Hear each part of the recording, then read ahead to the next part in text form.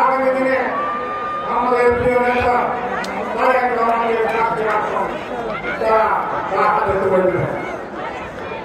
আমি এক কথা না বলে আপনাদের সকলের সমস্ত কামনা করে আগামী দিনে পবিত্রভাবে কাজ করার আহ্বান জানিয়ে আমি আমার কথা শেষ করছি। খুদা হাফেজ। আসসালামু আলাইকুম। আমি আহ্বান জানাচ্ছি আমাদের গাজীপুর জেলা বিএনপির আহ্বায়ক কমিটির সিনিয়র যুগ্ম আহ্বায়ক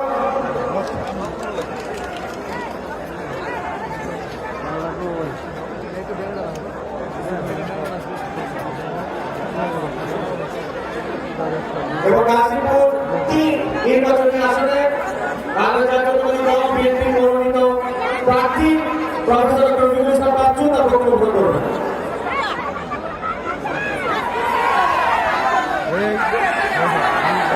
বিদেশ থেকে দেশে রেমিটেন্সের টাকা আসে নিরাপদে, তাই আজই আপনার আপনজনকে বলে রাখুন রেমিটেন্সের টাকা যেন শুধু নগদেই পাঠায়।